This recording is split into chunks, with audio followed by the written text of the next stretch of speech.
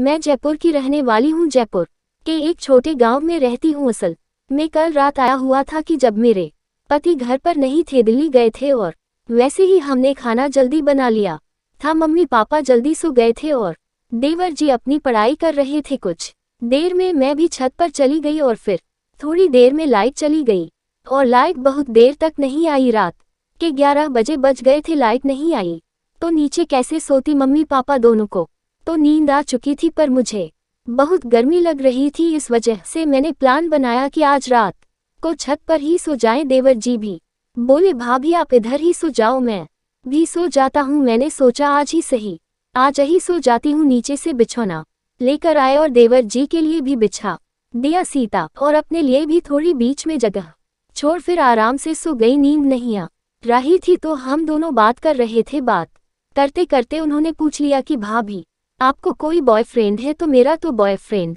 था, पर मैं उन्हें कैसे बताती है कि कोई मेरा बॉयफ्रेंड था। बात ऐसे थोड़ी बता दे आप रोज ससुराल में। पर मैंने भी पूछ लिया कि आपकी कोई गर्लफ्रेंड है? तो उन्होंने कहा हाँ है। तो मैंने उनसे पूछा कि आपने अपनी गर्लफ्रेंड के साथ क्या क्या किया? उन्होंने कहा कि मैंने अपनी गर्लफ्रेंड को किस किया है, गले लगाया है, और जो भी चीजें होती है वह सब किया है। तुम्हें बोली वह सब चीजें क्या आपने संभोग किया उसके साथ? तो वह चुप हो गए। फिर मैंने पूछा क्या आपने अपनी गर्लफ्रेंड के साथ सेक्स किया है? उन्होंने बोला हाँ बस 2 बार किया है, वह मुझे सेक्स करने नहीं देती। मैं बोली क्यों नहीं करने देती? तो फिर मुझे बताने लगे असल में मेरा बहुत मोटा और लंबा है, इसलिए वह सह नहीं सकती है। आखिर कितना मोटा और लंबा है कि उसको दर्द होता है? मुझे तो कभी ऐसा दर्द नहीं हुआ। आपकी भैया तो मुझे रोज डालते हैं, उनका भी हथियार बहुत मोटा है, पर मुझे तो कभी दर्द नहीं हुआ। तभी आसमान में बादल चमकने लगे और बारिश का मौसम होने लगा। पर दोस्तों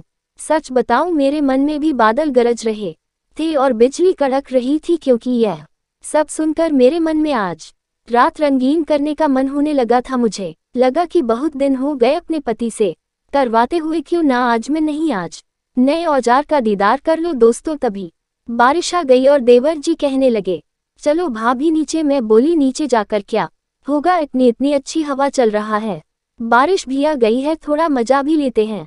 उसके बाद नीचे चले गए। तभी बारिश जोर जोर से होने लगी और मैम भीगने लगी, वह भी मेरे साथ ही भीगने लगे। उस दिन में ब्रा नहीं पहनी थी, जो नाइटी पहनी थी वह बड़ा ही सेक्सी था। जब बारिश से भीग रही थी तो मेरी नाइटी मेरे शरीर से चिपक गया था, पर लाइट जल रही थी, उसमें मेरा पूरा शरीर सेक्सी दिखने लगा। देवर जी बार बार मेरे संतों को निहार रहे थे। मैं समझ गई आज इनको भी मैं पागल कर दूंगी, क्योंकि मैं खुद पागल हो चुकी थी। मेरी बड़ी बड़ी गोल गोल संतरे का आभार साफ साफ दिखाई दे रहा था।